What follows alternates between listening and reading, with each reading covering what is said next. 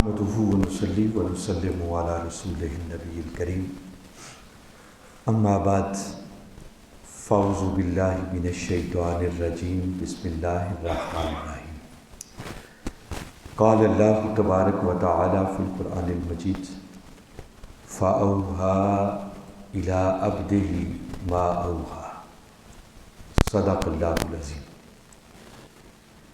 معزز حاضرین و سامعین، اللہ رب العزت کا بے پایاں فضل و احسان ہے کہ جس نے اپنی توفیق خاص اور حضور نبی اکرم صلی اللہ علیہ وسلم کے نالین مبارک کے تصدق سے ہمیں اپنی بارگاہ میں حاضر ہونے کی توفیق عطا فرمائے۔ دعا ہے کہ اللہ رب العزت ہماری اس حاضری کو قبول فرمائے۔ آج ماہ رجب المرجب کی 21 تاریخ ہے اور اس ماہ مبارک کے اندر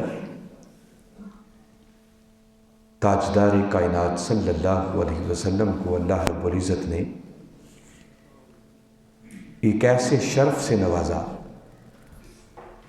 کہ جو شرف اس سے پہلے نہ کسی کو ملا نہ آئندہ کبھی مل سکتا ہے، اور وہ تاجدار کائنات صلی اللہ علیہ وسلم کا سفر معراج ہے کہ رجب کی 27ویں شب اللہ رب العزت نے اپنے محبوب مکرم صلی اللہ علیہ وسلم کو ثم دنا فتدلی فکان قاب قوسین او ادنی ان بلندیوں پر بٹھا کر بلا حجاب اس خلوت کے سما میں اپنا دیدار عطا کیا، اور وہاں براہ راست باری تعالیٰ نے اپنے محبوب مکرم صلی اللہ علیہ وسلم کی طرف وحی کی۔ اس سفر معراج کے حوالے سے ہم آج کی اس نشست میں گفتگو کریں گے، اور اس سبجیکٹ پر، اس عنوان پر، اس موضوع پر گفتگو کرنے کے بہت سے اینگل، بہت سے زاویے، بہت سے رخ، بہت سے پہلو، بہت سی جہتیں ہو سکتی ہیں، اور ان تمام پہلوؤں پر کسی ایک نشست میں روشنی ڈالنا یہ کسی صورت بھی ممکن نہیں ہے۔ اسی سٹیج سے بہت سے اسپیکٹس پر میں خود روشنی ڈال چکا ہوں، اور پھر قبلہ حضور کے خطابات کا تو کیا کہنا۔ آپ نے اس سفر معراج پر اتنے مختلف اینگلز سے گفتگو کی ہوئی ہے کہ وہ اب پوری کی پوری ایک کتاب بن چکی ہے، جس کتاب کا نام ہے معراج النبی صلی اللہ علیہ وسلم۔ تاہم آج کی اس گفتگو میں میں نے گفتگو کے عنوان کے طور پر سورہ النجم، قرآن پاک کا 53واں سورہ ہے، اس کی ایک مختصر سی آیت کریمہ تلاوت کی ہے، جس میں اللہ رب العزت نے ارشاد فرمایا فَأَوْحَى إِلَىٰ عَبْدِهِ مَا أَوْحَى، فرمایا پس پھر جو اس کے جی میں آیا اس نے اپنے بندے کی طرف وحی کی۔ یہ شب معراج جب اللہ رب العزت نے اپنے محبوب مکرم صلی اللہ علیہ وسلم کو او ادنا کی بلندیوں پر بلایا اور اس خلوت میں سما میں بٹھا کر جب اپنے محبوب سے بات کی، تو وہاں جو اللہ رب العزت نے اپنے محبوب مکرم صلی اللہ علیہ وسلم کی طرف وحی کی ہے، اس وحی کا ذکر اس آیت کریمہ میں ہے، جس میں باری تعالیٰ فرما رہے ہیں کہ پس پھر جو اس کے جی میں آیا اس نے اپنے بندے کی طرف وحی۔ آج اس وحی پر ہم تھوڑی بات کریں گے۔ ویسے تو اس آیت کریمہ کو دیکھا جائے تو آیت کریمہ میں لفظ صرف 2 ہی استعمال ہوئے ہیں، ایک وحی کا ہے اور دوسرا عبد کا ہے، اور ان دونوں الفاظ میں سے بھی ہم صرف لفظ وحی پر گفتگو کریں گے، اور اس وحی کا عالم کیا تھا، اور اللہ رب العزت نے اس مقام پر بٹھا کر جو وحی کی تو اس وحی میں تاجدار کائنات صلی اللہ علیہ وسلم کی عظمت کا پہلو کیا تھا۔ قبل اس کے کہ اس وحی پر بات کریں، میں اس لفظ وحی پر تھوڑی سی ریسرچ آپ کے سامنے رکھنا جا رہا ہوں۔ اگر ہم لغت کو دیکھیں تو قاموس کے اندر اس لفظ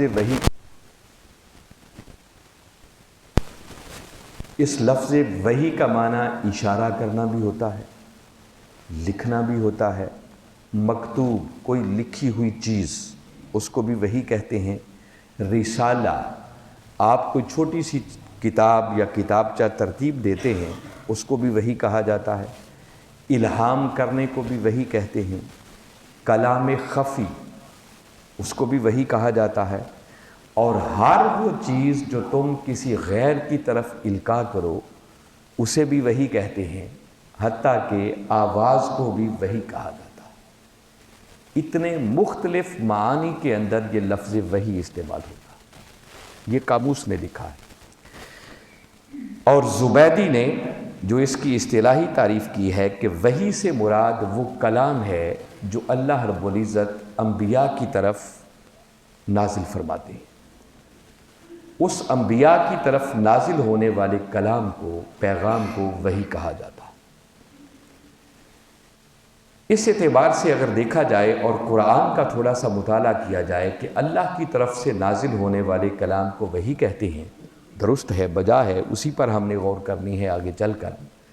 مگر قرآن کو پڑھنے سے یہ پتہ چلتا ہے کہ قرآن پاک میں یہ لفظ صرف اسی وحی کے لیے استعمال نہیں ہوا جو اللہ کی طرف سے نبیوں پر ہوتی ہے، بلکہ اللہ کی ذات تو ایک طرف رہی، قرآن پاک میں لکھا ہے کہ بندے بھی بندے کی طرف وحی کرتے ہیں۔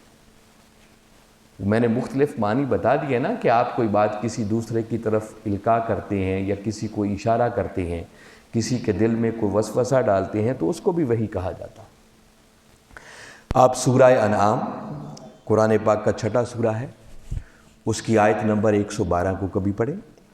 باری تعالیٰ نے اس مقام پر ارشاد فرمایا وَكَذَلِكَ جَعَلْنَا لِكُلِّ نَبِيٍّ عَدُوًّا شیاطین الانس والجن، فرمایا ہم نے ہر نبی کے لیے کچھ دشمن مقرر کیے، بنائے۔ شیاطین جو جنوں میں سے بھی تھے، انسانوں میں سے بھی تھے، یوحی بعضہم الی بعض، اور وہ کیا کرتے، وہ ایک دوسرے کی طرف وحی کرتے، ان کے دلوں میں کچھ باتیں ڈالتے۔ تو اب شیطان اپنے ساتھیوں کی طرف وحی کرتے ہیں، ایک دوسرے کی طرف، ان کے لیے بھی لفظ وحی استعمال ہوا ہے۔ اسی بات کو اور وضاحت کے ساتھ باری تعالیٰ نے اسی سورہ انعام کی آیت نمبر 121 میں بھی ذکر کیا، فرمایا وَإِنَّ الشَّيَاطِينَ لَيُوحُونَ إِلَىٰ أَوْلِيَائِهِمْ لِيُجَادِلُوكُمْ، فرمایا بے شک شیطان اپنے ساتھیوں کی طرف وحی کرتے ہیں، لَيُوحُونَ إِلَيْهِمْ إِلَىٰ أَوْلِيَائِهِمْ، شیاطین اپنے ساتھیوں کی طرف وحی کرتے ہیں، ان کے دلوں میں کچھ باتیں ڈالتے ہیں، لِيُجَادِلُوكُمْ، تاکہ وہ تم سے جھگڑا کریں، تمہاری طرف شر کو پہنچائیں۔ تو آپ دیکھ رہے ہیں کہ شیاطین کی نسبت لکھا کہ وہ اپنے ساتھیوں کی طرف ایک دوسرے کے دلوں میں وحی کرتے ہیں، ان کے دلوں میں کچھ ڈالتے ہیں۔ اسی طرح حضرت زکریہ علیہ السلام کا ذکر ہوا ہے، جب اللہ رب العزت نے ان کو خوشخبری بتائی کہ زکریہ آپ کو بیٹا عطا کیا جائے گا، اس کا نام بھی یحییٰ ہوگا، تو آپ نے اس پر حیرانگی کا اظہار کیا کہ مولا کیسے ہوگا، اس کی کوئی نشانی؟ تو باری تعالیٰ نے فرمایا کہ 3 دن تک آپ بولیں گے نہیں بلکہ اشارہ سے بات کریں گے۔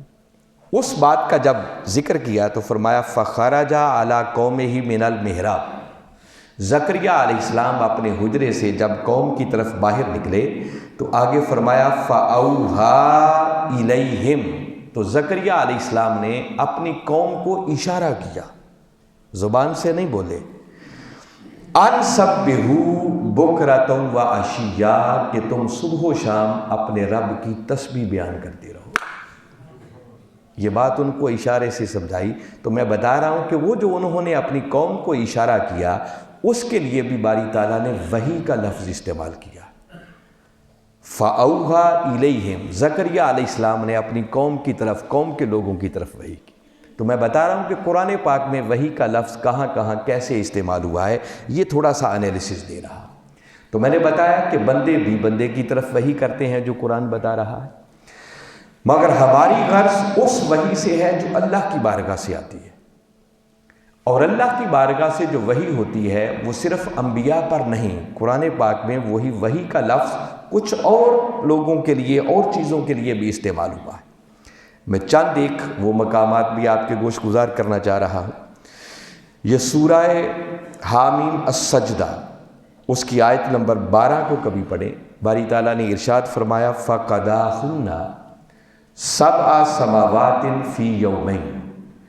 پس اللہ رب العزت نے 2 دنوں کے اندر 7 آسمانوں کو بنا دیا. اور اتنی بات کر کے آگے فرمایا وَأَوْحَىٰ فِي كُلِّ سَمَاءٍ أَمْرَهَا. اور پھر ہر آسمان کی طرف اس کا امر وحی کر دیا. تو آسمانوں پر بھی وحی ہو رہی ہے. پھر 30ویں پارے کی ایک معروف صورت ہے جسے سورہ زلزال کہتے ہیں. اس میں باری تعالیٰ نے ذکر کیا یومئذ تحدث اخبارہا. جب قیامت کا دن آئے گا تو زمین اپنی ساری خبریں اگل دے گی.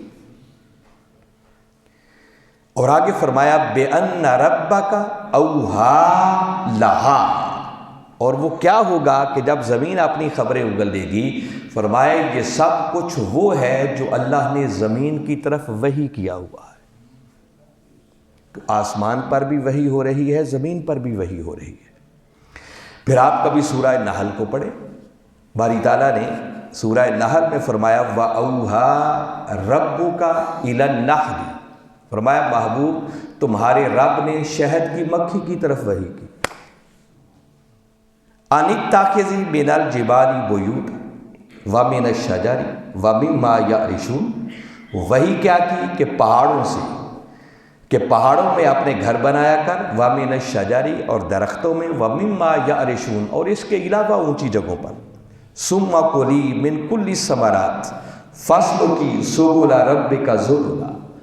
اور پھر ہر قسم کے پھلوں سے رس چوسا کر اور اپنے رب کے بتائے ہوئے راستے پر چلا کر. الی آخر لایا. میری غرض صرف اس بات سے ہے کہ باری تعالیٰ شروع میں فرما رہے ہیں وَأَوْحَىٰ رَبُّكَ إِلَى النَّحْلِ. باری تعالیٰ نے شہد کی مکھی کی طرف وحی کی. وحی کا لفظ استعمال ہوا. اور ایک اور دلچسپ بات بتاتا ہوں, صرف شہد کی مکھی کی طرف ہی نہیں, غزوہ بدر حق و باطل کا پہلا مارکہ تھا. اور آپ کو معلوم ہے کہ یہ وہ مارکہ ہے جس میں اللہ رب العزت نے اپنے محبوب مکرم صلی اللہ علیہ وسلم کے غلاموں کی مدد کے لیے خود ملائکہ کو بھی بھیجا تھا, فرشتوں کو بھیجا تھا. اور اقبال نے اپنے ایک شعر میں بھی اس منظر کو بیان کیا ہے اور ہمیں متوجہ کیا ہے کہ فضائے بدر پیدا کر فرشتے تیری نصرت کو, اتر سکتے ہیں گردوں سے کتار اندر کتار اب. تو میدان بدر میں باقاعدہ فرشتے اترے تھے. اور یہ کوئی قصہ کہانی نہیں, کوئی شاعری کی بات نہیں, بلکہ باری تعالیٰ نے قرآن پاک کے اندر بھی اور تاجدار کائنات کی کثرت سے احادیث مل جائیں گی جن میں ملائکہ کے اترنے کا ذکر ہے. جب ایک طرف 1000 کافروں کا لشکر تھا اور مقابلے میں صرف 313 تھے, تو تاجدار کائنات صلی اللہ علیہ وسلم نے جب اللہ کی بارگاہ میں ایک دعا کی تو اس دعا کے کلمات بڑے خاص تھے. وہ تاریخی کلمات آپ کو یاد ہوں گے کہ آپ اللہ کی بارگاہ میں جب دعا کرنے لگے, سیدنا صدیق اکبر رضی اللہ تعالیٰ عنہ آپ کے ساتھ تھے, اور آپ نے اس کیفیت میں ڈوب کر دعا کی کہ آپ کی کملی مبارک بھی کندھوں سے نیچے گر گئے. اور ایک تاریخی جملہ آپ نے اللہ کی بارگاہ میں عرض کیا کہ مولا جو زندگی بھر کی محنت تھی, پونجی تھی, جو لوگ تیار کیے تھے, وہ 313 لا کر تیرے سامنے میدان میں حاضر کر دیے ہیں. اگر آج یہ 313 ناکام ہو گئے تو سن لے قیامت تک تیرا نام لینے والا کوئی نہیں ہوگا. یہ ہمارے آقا صلی اللہ علیہ وسلم کی شان محبوبیت ہے جو ایسی بات کر رہے تھے. یہ مقام محبوبیت ہے.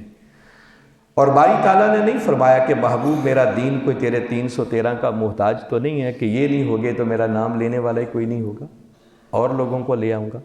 نہیں, بلکہ یہ سن کر سورہ انفال کو کبھی پڑھے. باری تعالیٰ نے وحی بھیجی اور فرمایا کہ محبوب کیا ہوا اگر تیرے غلام 313 ہیں اور دشمن 1000 ہے, تو جاؤ اپنے غلاموں کو خوشخبری سنا دو کہ آپ کا رب ان کی مدد کے لیے پورے 1000 فرشتوں کو بھیج رہا. فرشتوں کا وعدہ فرما لیا, اور وعدہ 1000 کا ہوا تھا, مگر میرے آقا صلی اللہ علیہ وسلم نے خود تصرف فرمایا. جب آ کر غلاموں کو خوشخبری سنائی نا تو سوچا ہوگا 1000 کافر ہے, 1000 ہی فرشتہ آ رہا ہے, تو یہ تو 1 to 1 مقابلہ ہوگا. تو آپ نے خود جب خوشخبری سنائی تو 1000 سے بڑھا کر اعلان 3000 کا فرما دیا. اللہ نے اس کا ذکر بھی قرآن میں کیا.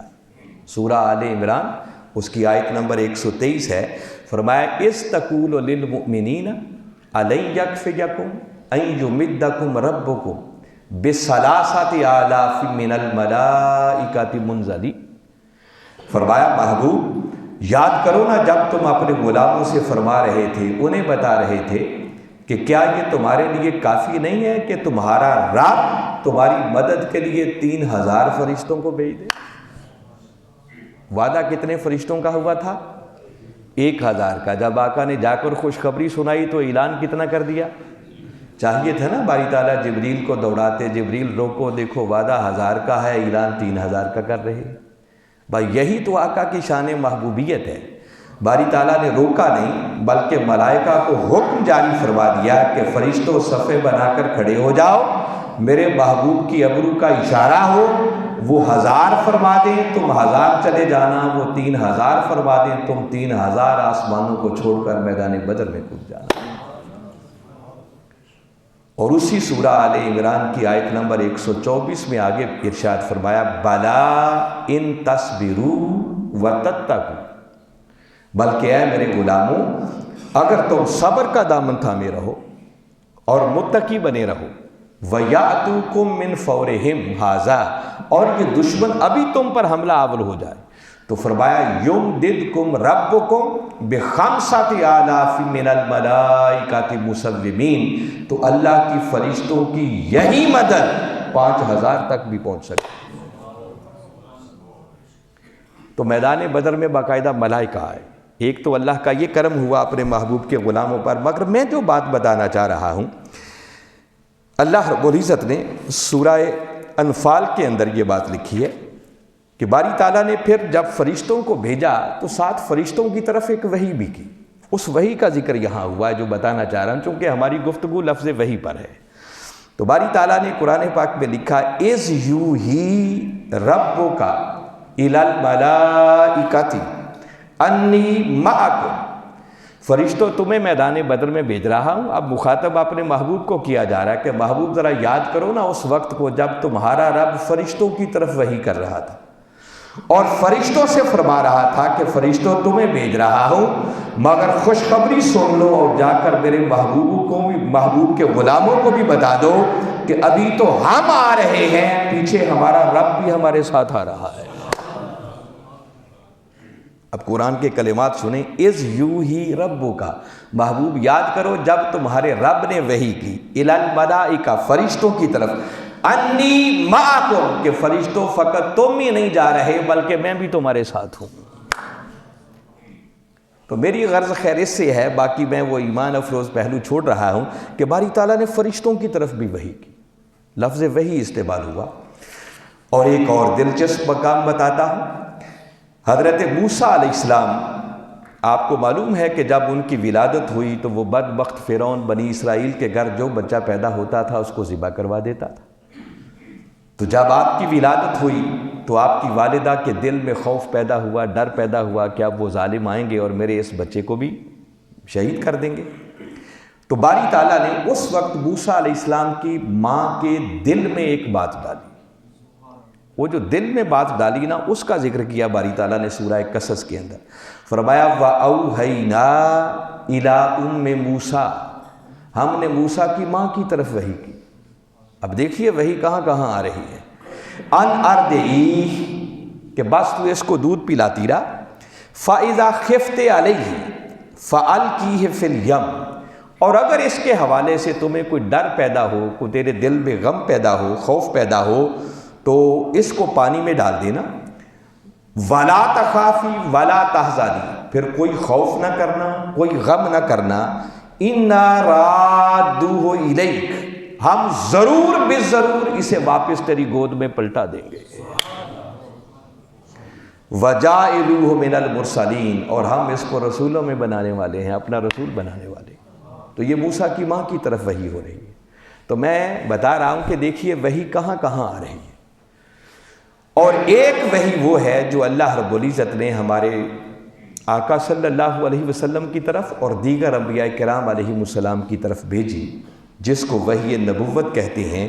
اس کا ذکر بھی قرآن میں بہت سارے مقامات پر آیا. میں صرف ایک مقام بتا رہا ہوں، یہ سورہ نساء، اس کی آیت نمبر 163 ہے، جس میں باری تعالیٰ نے فرمایا اِنَّا أَوْحَيْنَا إِلَيْكَ، کہ بے شک ہے محبوب مکرم ہم نے آپ کی طرف بھی وحی کی، کما اوحینا الی نوح، جس طرح ہم نے نوح علیہ السلام کی طرف وحی کی تھی، والنبیین من بعدہ، اور ان کے بعد آنے والے انبیاء کی طرف وحی کی تھی، واوحینا الی ابراہیم واسماعیل واسحاق ویعقوب، اور ہم نے پھر ابراہیم علیہ السلام کی طرف، اسماعیل علیہ السلام کی طرف، اسحاق علیہ السلام کی طرف، یعقوب علیہ السلام کی طرف بھی وحی کی، والاسباط، پھر ان کے بیٹوں کی طرف بھی وحی کی، وَأَوْحَيْنَا وَعِيسَىٰ وَأَيُّوبَ وَيُونُسَ وَهَارُونَ، اور ہم نے پھر عیسیٰ علیہ السلام، ایوب علیہ السلام، یونس علیہ السلام، ہارون علیہ السلام، وسلیمان، اور سلیمان علیہ السلام کی طرف بھی وحی کی، وَآتَيْنَا داؤد زبورا، اور ہم نے داؤد علیہ السلام کو زبور عطا کی. یہ وہ وحی ہے جو اللہ رب العزت نے انبیاء علیہ السلام کی طرف وحی کی. اب یہ جو میں نے وحی کی اتنی کیٹاگریز آپ کے سامنے رکھی ہیں کہ دیکھیے زمین پر بھی وحی ہو رہی ہے، آسمان پر بھی وحی ہو رہی ہے، شہد کی مکھی کی طرف بھی وحی ہو رہی ہے، ملائکہ کی طرف بھی وحی ہو رہی ہے، موسیٰ کی ماں کی طرف بھی وحی ہو رہی ہے، انبیاء کی طرف بھی وحی ہو رہی ہے. تو آئیے اب آپ کی آسانی کے لیے اس وحی کو تھوڑا سا کیٹاگورائز کر لیتے ہیں کہ اس وحی سے مراد کیا کیا ہے. وہ وحی جو آسمانوں پر بھی ہوئی اور زمین پر بھی ہوئی، وحی کی اس قسم کو کہتے ہیں وحی تقدیری. کیا کہتے ہیں؟ اور وحی کی یہ کرن وہ ہے جو کائنات کے ذرے ذرے کی طرف آ رہی ہے. اللہ نے ہر چیز کی تقدیر میں کچھ چیزیں رکھ دی ہیں، وحی کر دی. آپ دیکھتے ہیں کہ آگ کا کام جلانا ہے، پانی کے اندر ایک بہاؤ پایا جاتا ہے، وہ بہتا ہے. اب پانی جلاتا نہیں ہے تو آگ ہی کیوں جلاتی ہے؟ اللہ نے یہ اس آگ کی تقدیر میں رکھی ہوئی ہے. یہ تقدیر کی وحی تقدیری ہے کہ آگ کا کام ہی جلانا ہے. پانی کے اندر جو سیلان ہے، بہاؤ ہے، اللہ نے پانی کی تقدیر میں یہ چیز رکھی ہوئی. یعنی ہر چیز کی تقدیر میں اللہ رب العزت نے کچھ چیزیں ودیت کی ہوئی ہیں، کچھ چیزیں رکھی ہوئی ہیں، اور یہ وحی کی وہ کرن ہے جو کائنات کے ذرے ذرے کی طرف آ رہی. پھر اس کے بعد جو اس نے شہد کی مکھی کی طرف وحی کی، یہ وہ وحی ہے جسے کہتے ہیں وحی فطری. اللہ نے ہر جاندار کی فطرت میں کچھ چیزیں رکھی، اور اس چیز کو اگر سمجھنا ہو، جیسے فرمایا کہ شہد کی مکھی کی طرف وحی کی، تو آپ شہد کی مکھی کو دیکھیں، اللہ نے اس کی فطرت میں یہ چیز رکھی ہے کہ وہ کس طرح اونچی جگہوں پر پہلے تو اپنا گھر بناتی ہے، جس کو ہم کھگا کہتے ہیں، شہد کا کھگا، وہ کس طرح اپنا گھر بناتی ہے. پھر کس طرح وہ مختلف پھلوں کو چوستی ہے، میٹھے بھی ہوتے ہیں، پھولوں پر جاتی ہے، ان کا رس چوستی ہے، میٹھے بھی ہیں، کڑوے بھی ہیں. اور حدیث مبارکہ میں آتا ہے کہ پھر وہ ایک کام کیا کرتی ہے، وہ بیٹھ کر آقا کی ذات پر درود و سلام پڑھتی ہے. وہ اللہ کا بتایا، وہ اللہ نے اس کی فطرت میں یہ ساری چیزیں رکھی ہوئی ہیں. تو میں بتا رہا ہوں کہ اس کو کہتے ہیں وحی فطری. اس کو اگر سمجھنا ہو تو آپ کبھی دیکھیں کہ جب بچہ پیدا ہوتا ہے نا، بچہ تو پیدا ہوتے ہی بچہ چوستا ہے. تو وہ جو بچہ چوسنا شروع کرتا ہے، آپ اس کے منہ میں انگلی ڈالیں وہ آپ کی انگلی چوسے گا، آپ فیڈر ڈال دیں وہ فیڈر چوسے گا، آپ کپڑا ڈالیں وہ کپڑا چوسے گا. تو یہ چوسنا اسے کس نے سکھایا؟ ابھی تو اس نے کوئی تربیت کا مرحلہ طے نہیں کیا، یہ اللہ نے اس کی فطرت میں رکھ دیا. بطخ کا بچہ پانی میں تیرتا ہے. آپ کبھی بطخ کے بچوں کو لے لیں، مرغی کے بچوں کو لے لیں، ان کو پانی کے قریب کریں، مرغی کا بچہ پانی میں جانے سے ڈرے گا اور بطخ کا بچہ فوراً پانی میں کود جائے گا. تو بطخ کے بچے کو یہ کس نے بتایا کہ وہ پانی میں تیر سکتا ہے؟ یہ وہ وحی ہے جسے وحی فطری کہتے ہیں. اللہ نے فطرت میں کچھ چیزیں رکھی ہیں. آپ کچھ پرندوں کو دیکھتے ہیں، وہ ایسے ایسے گھونسلے بناتے ہیں کہ بڑے بڑے انجینئر اور ریاضی دان بھی دنگ رہ جاتے ہیں. ذرا چشمے تصور میں لائیں کیسے کیسے گھونسلے بنے ہوتے. ان کو یہ کس نے بنانا سکھایا؟ اللہ نے یہ ان کی فطرت کے اندر کچھ چیزیں رکھی. کچھ پرندے موسم کا اندازہ کر کے وقت سے پہلے اپنا علاقہ تبدیل کر لیتے ہیں. یہ اللہ نے ان کی فطرت میں کچھ چیزیں رکھی ہیں. اس وحی کو کہتے ہیں وحی فطری.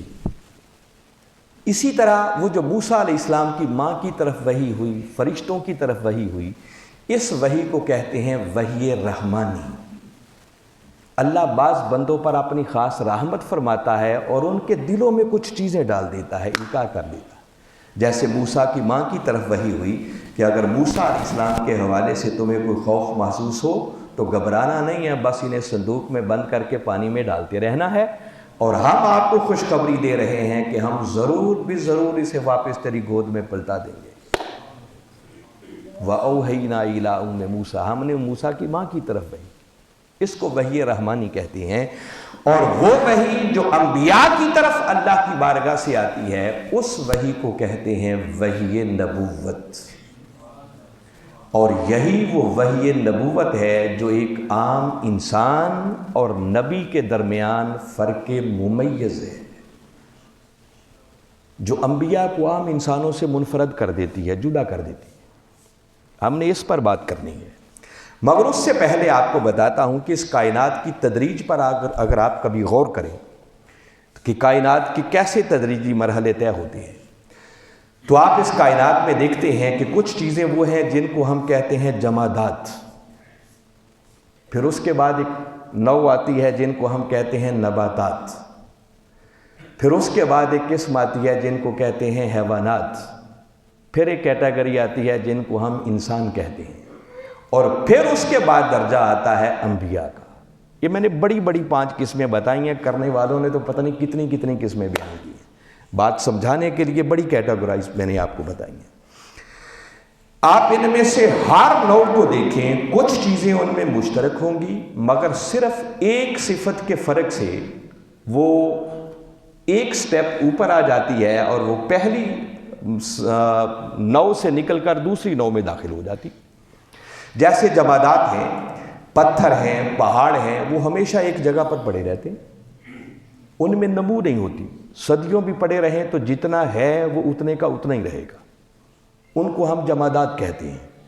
اور ان میں اگر صرف ایک خوبی کا اضافہ کر دیا جائے، ایک صفت کا اضافہ کر دیا جائے، اور وہ ہے نمو، بڑھنا، تو وہ نباتات نہیں رہتے، وہ جمادات نہیں رہتے بلکہ نباتات بن جاتے ہیں. اب نباتات بھی اپنی جگہ سے موو تو نہیں کرتے، جگہ چھوڑ کر حرکت نہیں کرتے، لیکن ان میں نمو پائی جاتی. پہلے چھوٹے ہوتے ہیں، آہستہ آہستہ بڑھتے ہیں، ان کے اندر افزائش ہوتی ہے، نمو ہوتی ہے.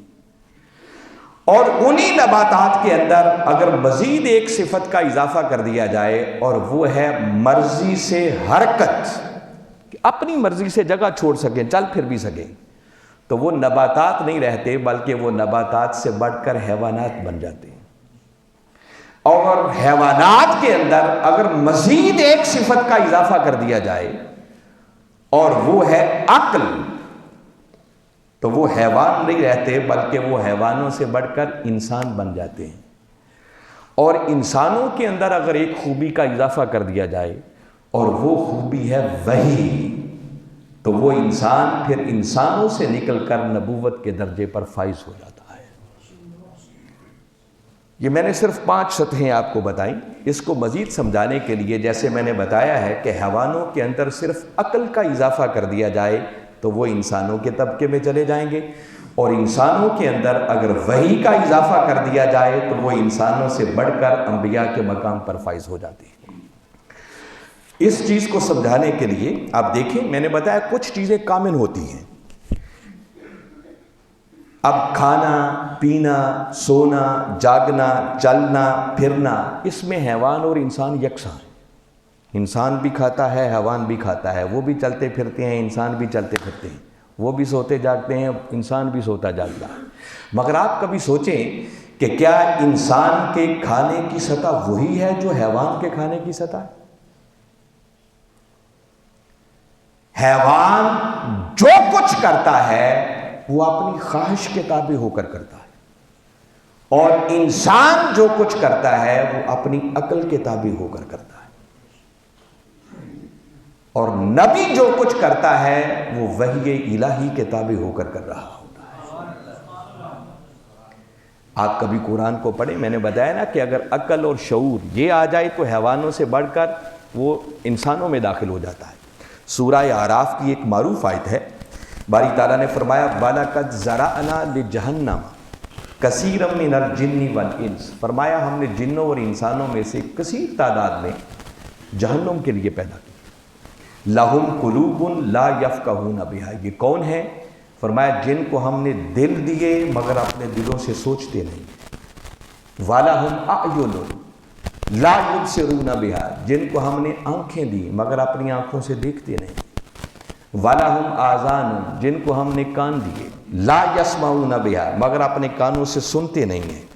فرمایا جن کو دل دیے سوچتے نہیں ہیں، آنکھیں دی دیکھتے نہیں ہیں، کان دیے سنتے نہیں ہیں، ان کے لیے فرمایا اولئک کالانعام، فرمایا یہ انسان ہونے کے باوجود بھی ایسے ہی ہیں جیسے حیوان ہوتے ہیں۔ عقل سے کام نہیں لیتے، شعور سے کام نہیں لیتے، بلکہ فرمایا بل ہم اضل، صرف حیوان ہی نہیں بلکہ حیوانوں سے بھی بدتر ہیں، کیونکہ جو عقل سے کام نہیں لیتے وہ حیوان ہیں، وہ جو کچھ کرتے ہیں خواہش کے تابع ہو کر رہے ہوتے ہیں۔ تو میں نے بتایا کہ ان میں اگر عقل اور شعور آ جائے تو وہ انسان بن جاتے ہیں۔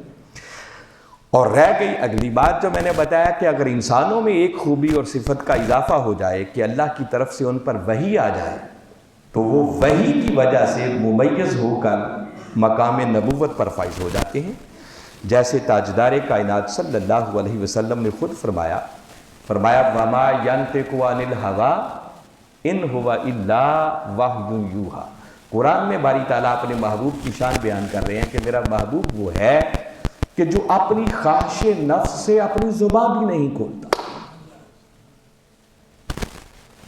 اس وقت تک وہ زبان ہی نہیں کھولتے جب تک کہ اللہ کی وحی نہ آ جائے۔ اور سورہ یونس میں فرمایا ان اتبع الا ما یوحی الی، فرمایا میں اس وقت تک کوئی عمل نہیں کرتا جب تک اللہ کی وحی نہ آ جائے۔ تو عام انسان جو کچھ کرتا ہے وہ اپنی عقل کے تابع ہو کر کرتا ہے، مگر اللہ کا نبی جو کچھ کرتا ہے وہ اللہ کی وحی کے تابع ہو کر کر رہا۔ تو جس طرح ایک حیوان اور انسان برابر نہیں ہوتے، ان کے اندر اگر عقل کا اضافہ ہو جائے تو حیوانوں سے نکل کر وہ انسانوں کے پلڑے میں داخل ہو جاتے ہیں۔ اسی طرح اگر انسانوں میں سے کسی کو اللہ رب العزت اپنی وحی کے لیے منتخب کر لیں تو وہ انسانوں سے نکل کر مقام نبوت پر فائز ہو جاتے ہیں۔ تو میں اگر سادہ جملہ کہنا چاہوں تو یوں سمجھیں کہ جتنا فرق ایک عام حیوان اور انسان میں ہے نا، اتنا ہی فرق عام انسان اور اللہ کے نبی میں ہے۔ یہ جائے کہ معاذ اللہ ہم ان کو اپنے جیسا سمجھتے پھریں۔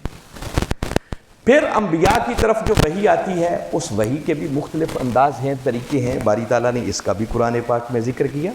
بڑی معروف آیت کریمہ ہے سورہ شورا کی، فرمایا ما کان لبشر ان یکلمہ اللہ الا وحیا او من وراء حجاب او یرسل رسولا، فرمایا کسی فرد بشر کی مجال ہی نہیں ہے کہ اللہ اس سے کلام کرے۔ اللہ کلام کرتا ہے مگر کیسے؟ الا وحیا، یا وحی کے ذریعے، او من وراء حجاب، یا پردے کے پیچھے سے، او یرسل رسولا، یا پھر کسی کی طرف اپنے رسول کو، نمائندے کو، فرشتے کو بھیجا۔ تین کیٹیگریز کا باری تعالیٰ نے ذکر کیا۔ اور ایک بات اور یاد رکھیں کہ اللہ انبیاء کی طرف جو وحی بھیجتا ہے وہ صرف فرشتے کے ذریعے ہی نہیں آتی، کبھی کبھی وہ فرشتے سے ہٹ کر براہ راست بھی اپنے نبیوں سے کلام کرتا ہے، جس کا اس نے ذکر کیا، اور من وراء حجاب، کہ وہ پردے کے پیچھے سے بھی کلام کرتا ہے۔ اور جب وہ براہ راست کسی سے کلام کرتا ہے نا تو اس کلام کرنے کو وہ بڑی شان اور عظمت کے ساتھ اس کا ذکر قرآن میں کرتا ہے کہ جس نبی کو اللہ براہ راست اپنے کلام کے لیے منتخب کر لے اس کی شان بھی دوسروں سے بڑھ جاتی ہے، اور اللہ فرشتوں سے ہٹ کر بھی براہ راست عطا کرتا ہے۔ مثلا آدم علیہ السلام پر ایک وحی اتری اور باری تعالیٰ نے ان کے لیے فرمایا وَعَلَّمَ آدَمَ الْأَسْمَاءَ كُلَّهَا، باری تعالیٰ نے آدم علیہ السلام کو سب چیزوں کے ناموں کا علم عطا کر دیا۔ اب یہ جو باری تعالیٰ نے آدم علیہ السلام کو سب چیزوں کے اسماء کا، ناموں کا علم عطا کیا تھا، یہ علم کسی فرشتے کے ذریعے نہیں دیا تھا۔ اگر کسی فرشتے کے ذریعے یہ علم دیا ہوتا تو قرآن کی اگلی آیت سے یہ رہنمائی ملتی ہے، جب آدم علیہ السلام کو یہ علم دے دیا تو باری تعالیٰ آگے فرماتے ہیں ثم عرضهم علی الملائکہ، پھر ہم نے ان چیزوں کو فرشتوں کے سامنے پیش کیا۔ فقال انبئونی باسماء ہؤلاء ان کنتم صادقین، کہ فرشتوں اگر تم سمجھتے ہو کہ خلافت تمہیں ملنی چاہیے تھی تو ذرا تم ان چیزوں کے نام بتاؤ۔ تو فرشتوں نے اپنی معذرت اور معذوری کا اظہار کیا کہ مولا ہم تو صرف اتنا ہی جانتے ہیں جتنا علم تو نے ہمیں عطا کر دیا، کوئی نہ بتا سکا۔ تو اگر آدم علیہ السلام کو وہ علم کسی فرشتے کے ذریعے ملا ہوتا تو جس فرشتے کے ذریعے ملا تھا وہ فرشتہ بتا دیتا کھڑا ہو کر۔ تو کسی فرشتے کا جواب نہ دینا اس بات پر دلالت کرتا ہے کہ آدم علیہ السلام کو وہ علم کسی فرشتے کے ذریعے نہیں بلکہ اللہ نے ڈائریکٹ وحی کی تھی آدم علیہ السلام کی طرف۔ آپ کبھی غور کریں، جب حضرت عیسیٰ علیہ السلام کی ولادت ہوئی اور حضرت مریم ان کو اپنے ہاتھوں میں لے کر اپنی بستی کی طرف، قبیلے کی طرف آئیں، تو یہودیوں نے جب دیکھا تو دیکھتے ہی کہنے لگے یا اخت ہارون ما کان ابوک امرأ سوء وما کانت امک بغیہ، موسیٰ تمہارا باپ بھی بڑا نیک آدمی تھا، ماں بھی بڑی نیک تھی، شادی ہوئی نہیں، بچہ کہاں سے آ گیا؟ فاشارت الی، مریم نے زبان سے کچھ نہیں کہا بلکہ اس بچے کی طرف اشارہ کر دیا کہ مجھ سے نہ پوچھو، اسی آنے والے سے پوچھو کہاں سے آیا۔ قالوا کیف نکلم من کان فی المہد صبیا، وہ آگے سے بولے کہ مریم یہ کیا مذاق کر رہی ہے، 3 دن کا بچہ بول کے کوئی جواب دے سکے؟ اس نے کیا جواب دینا؟ بس اتنی بات ہونے کی دیر تھی کہ عیسیٰ علیہ السلام آغوش مادر میں بول پڑے اور فرمانے لگے قال انی عبد اللہ آتانی الکتاب وجعلنی نبیا، فرمایا خبردار میری ماں کی چادر عصمت پر اعتراض نہ کرو، میں اللہ کا بندہ ہوں، اس نے مجھے کتاب بھی دی ہے اور مجھے نبی بھی بنا کے بھیجا۔ تو یہ جو آغوش مادر میں عیسیٰ علیہ السلام کو کتاب مل رہی تھی یہ کسی فرشتے کے ذریعے نہیں تھی۔ اس وقت کہہ رہے ہیں اللہ نے مجھے کتاب عطا کی۔ اور اگر پھر کسی کو شک ہو کہ براہ راست کلام نہیں ہوتا تو موسیٰ علیہ السلام کا تو اللہ نے ذکر کر دیا، وَكَلَّمَ اللَّهُ مُوسَىٰ تَكْلِيمًا، اللہ نے براہ راست موسیٰ علیہ السلام کو اپنے کلام کا شرف بخشا، طور پر بلا کر پردے کے پیچھے سے ان سے کلام کیا۔ اور آپ کو یاد ہے کہ جب کلام وہ میٹھی میٹھی آواز کانوں میں پڑی تھی تو موسیٰ علیہ السلام مچل اٹھے تھے کہ پردے کے پیچھے سے کلام کرنے والے محبوب ذرا پردہ اٹھا، میں ایک جھلک دیکھنا بھی چاہتا ہوں۔ تو میں بتا رہا ہوں کہ پردے کے پیچھے سے براہ راست کلام کیا، اور باری تعالیٰ نے اس براہ راست کلام کرنے کو عظمت کے طور پر ذکر کیا، جیسا 3 پارے کی پہلی آیت میں فرمایا تِلْکَ الرُّسُلُ فَضَّلْنَا بَعْضَهُمْ عَلَىٰ بَعْضٍ، فرمایا یہ سب میرے رسول ہیں مگر میں نے ان میں سے بعضوں کو بعضوں پر فضیلت دے رکھی ہے۔ اور آگے فرمایا منہم من کلم اللہ، ان میں سے کوئی وہ ہے جس سے اللہ نے براہ راست کلام کیا ہے۔ تو براہ راست کلام کرنے کو عظمت کے طور پر بیان کیا۔ یہ وحی کی وہ مختلف قسمیں میں نے ذکر کی جو انبیاء کی طرف اترتی ہیں۔ اور اب آئی نا محبوب کی باری، اللہ کے حبیب کی باری، اور قربان جائیں جب ہمارے آقا پر وحی کرنے کی باری آئی نا تو اللہ رب العزت نے، اب چونکہ دامن وقت میں آگے گنجائش نہیں ہے کہ میں تفصیل میں جاؤں، صرف سورہ النجم کو پڑھیں جو آیت کریمہ میں نے لی تھی، وحی کے اس مقام تک پہنچانے کے لیے اللہ نے مضمون اور سما کیا باندھا ہے۔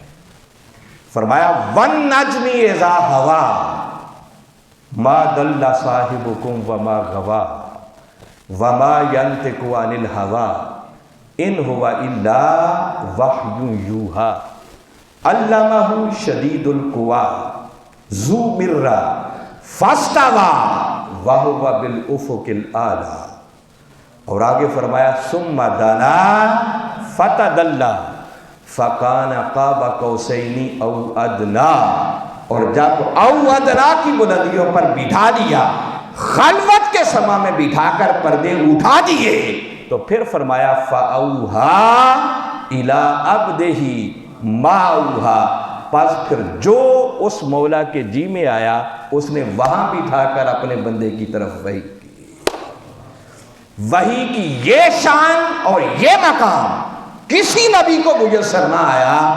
یہ وحی کی شان اگر ملی ہے تو صرف اور صرف کائنات میں ایک ہی ہستی ہے جن کو حضرت محمد مصطفیٰ کہتے ہیں۔